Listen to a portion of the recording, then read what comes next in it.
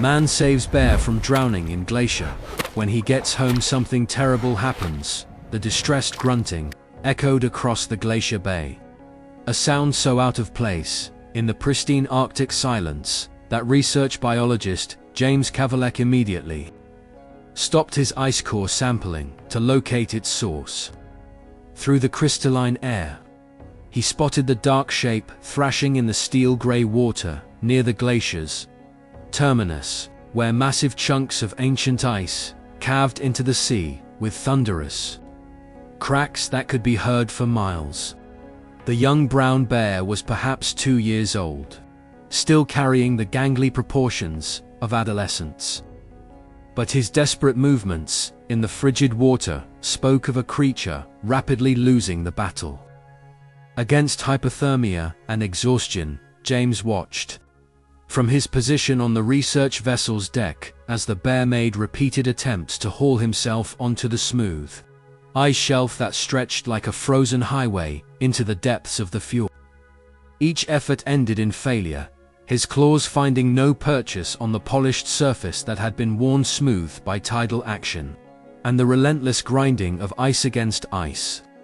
The bear's powerful shoulders and thick coat, which should have been assets in this harsh environment, now worked against him as the weight of waterlogged fur dragged him down each time he tried to lift his bulk from the unforgiving sea. The temperature of the glacier water hovered just above freezing, cold enough to kill even a creature evolved for Arctic survival if exposure continued for more than a few minutes. James could see the bear's movements becoming less coordinated with each passing moment.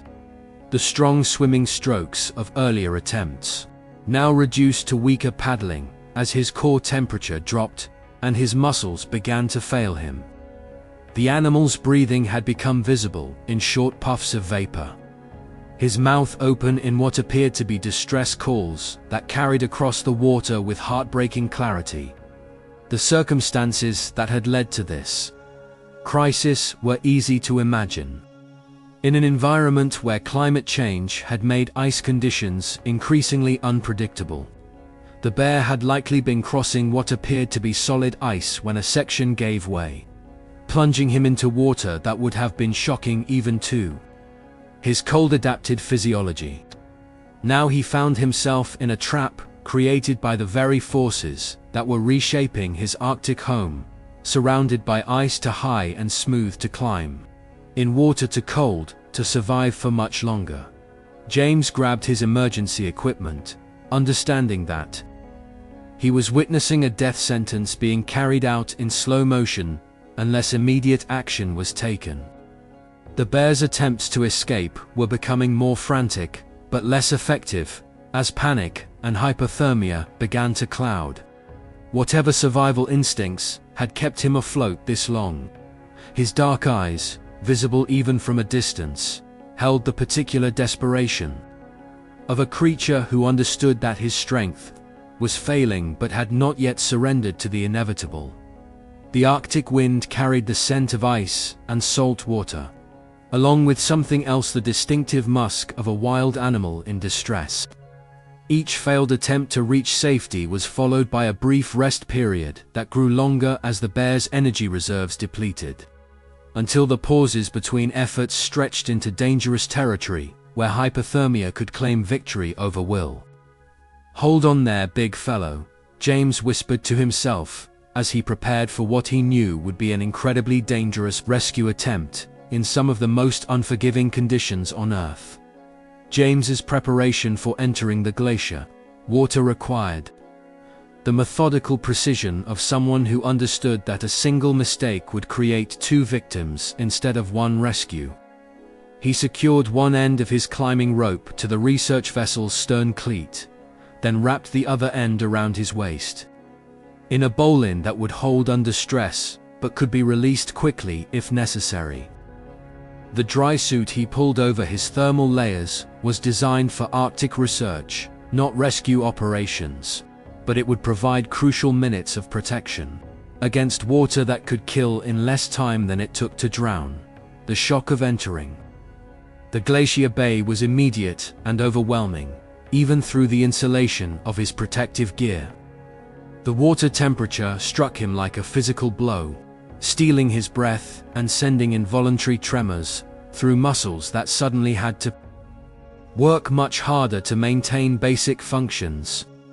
James forced himself to move with deliberate strokes toward the struggling bear, understanding that both their survival now depended on efficiency, and the precious minutes before hypothermia began to impair his judgment and coordination. The bear's reaction to his approach was complex and heartbreaking. Exhaustion had dulled the animal's natural fear response, but enough wild instinct remained to make him wary of this strange creature entering his frozen prison.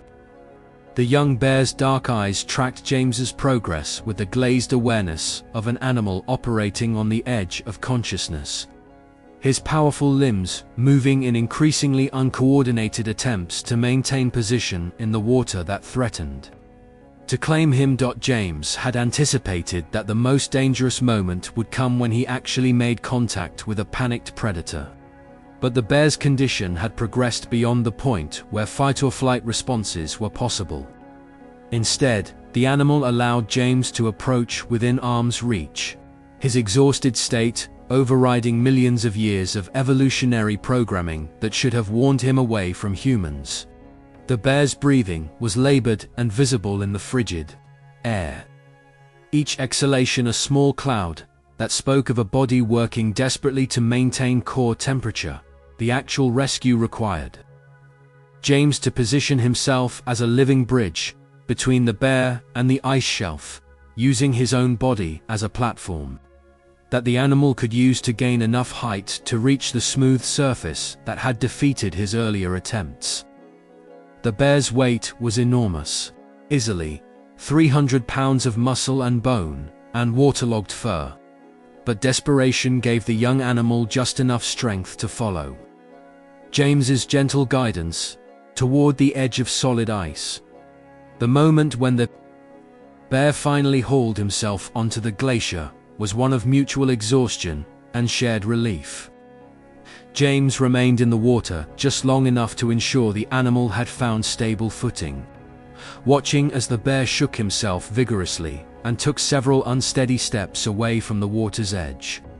The young animal's movements were still sluggish from his ordeal, but the simple act of standing on solid ground seemed to restore some measure of his natural dignity and strength. "There you go, big guy," James whispered through chattering teeth as he began his own struggle to exit the deadly cold water. The bear paused at the sound of his voice, turning to look back at the human who had shared his battle against the glacier's indifferent power, before disappearing into the white wilderness with the quiet grace of a creature returning to the world where he belonged. James's return to the research station should have been a moment of quiet triumph, but the tremors that had begun in his hands during the climb back aboard the vessel were not subsiding as his core temperature slowly returned to normal. What had initially seemed like the natural response to extreme cold exposure continued long after he had changed into dry clothes and consumed the hot coffee that his research partner had pressed into his shaking hands. The fine tremor in his fingers made simple tasks increasingly difficult, and by evening, the involuntary movements had spread to affect his entire left arm. The medical evacuation to Anchorage came 3 days later, when it became clear that James's condition was not improving with rest and The helicopter ride south carried him away from the Glacier Bay, where his life had changed in the space of minutes, leaving behind the research project that had brought him to the Arctic and the wildlife populations he had been studying for the past 5 years. The irony was not lost on him that saving one of the region's magnificent creatures might have cost him his ability to continue protecting the rest. The neurologist's diagnosis confirmed what James had already begun to suspect during the long nights when sleep became impossible due to the constant trembling that now affected both hands and occasionally his speech.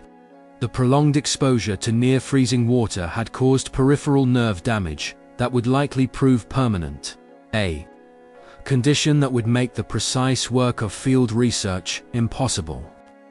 The hands that had once handled delicate scientific instruments with steady precision now struggled with tasks as simple as writing field notes or operating the equipment that had defined his professional life. The rehabilitation process stretched through months of physical therapy and adaptive training, teaching James to work within the limitations that his compassionate choice had imposed. His colleagues visited when they could, bringing news from the field stations where Arctic research continued without him. Updates on animal populations and climate data that he could no longer gather firsthand. The young bear he had saved became part of the folklore of the research community, a story that grew in the telling but whose true cost remained visible in James's trembling hands. Some things are worth it, James told himself on quiet evenings when the shaking made even reading difficult. The Arctic sunset painted the hospital room walls gold as he watched the news coverage of another successful season of wildlife research. Knowing that his sacrifice had purchased one bear's life and perhaps opened a path for others to continue the work, he could no longer perform with his own hands.